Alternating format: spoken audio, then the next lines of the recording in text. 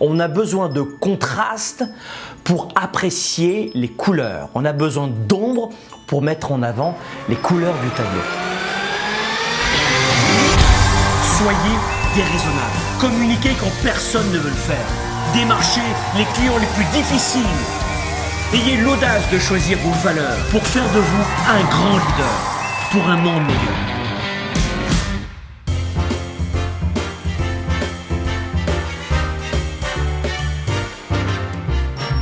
Alors c'est vrai que même si les 12 derniers mois ont apporté, on peut le dire, leur lot de défis, de frustrations, de déceptions, c'est toujours aussi très important, je vous le disais, de ne pas céder à la tentation de se placer en totale victime, d'ailleurs de quoi que ce soit dans sa vie.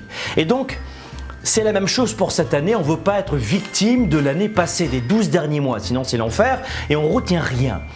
Mais de penser que l'année écoulée, en plus, était 100% mauvaise, catastrophique et 100% négative, c'est aussi, je crois, une très mauvaise option pour anticiper la nouvelle année. Vous savez, lorsqu'on se place en victime et que nous protestons en permanence des autres, du travail, de la famille, à droite et à gauche, de l'argent, des conditions, des relations, de nos coups durs, en les rejetant, eh bien, si vous regardez bien, à la fin de l'année, vous vous rejetez vous-même. Ça revient aussi à rejeter les enseignements de chaque événement qui nous a frappés. Ou de chaque relation qui s'est peut-être pas passée aussi simplement que ce qu'on voulait. Je crois qu'on se coupe d'un apprentissage lorsque on se place en victime d'une expérience, en victime d'un événement, en victime d'une autre personne. Vous savez, quand il y a une crise sanitaire, économique, financière, une crise relationnelle, une crise de travail, une crise, si on se place en victime, on n'obtient pas du tout le petit bonus, c'est-à-dire l'expérience. Et je crois que les expériences douloureuses, et on en parle en ce moment parce que c'est la période de réflexion pour réussir son année, les expériences douloureuses ou négatives, si vous voulez, peuvent tout autant que les bonnes nous renforcer et nous faire grandir. Les coups durs de la vie, il faut le retenir, peuvent tout autant nous préparer à affronter d'autres coups similaires, numéro 1, mais en plus nous aider à mieux profiter de la vie.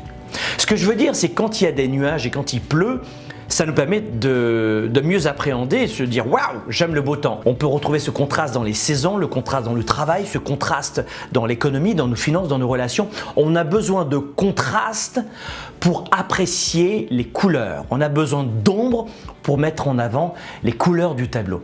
Voilà pourquoi je crois que les galères, 1, nous préparent aux coups durs à venir, 2, nous permettent d'apprécier la lumière, les bons moments, et 3, nous rendent également aujourd'hui plus résilients et endurants. Alors si vous voulez vivre la meilleure année de votre vie, écoutez bien, je vais vous donner énormément d'astuces et on va commencer par cette équation que j'aime beaucoup et elle va peut-être vous aider pour les prochains mois. Douleur plus AMS, action massive et stratégique, plus flexibilité, adaptation, égale progression. Douleur, coup dur, plus stratégie, action massive stratégique. Et aller dans le bon sens, plus flexibilité, adaptabilité, égale progression. Si vous mettez cette année en pratique cette équation très simple, elle va vous aider à vous propulser les 12 prochains mois. Et surtout à ne plus vous victimiser.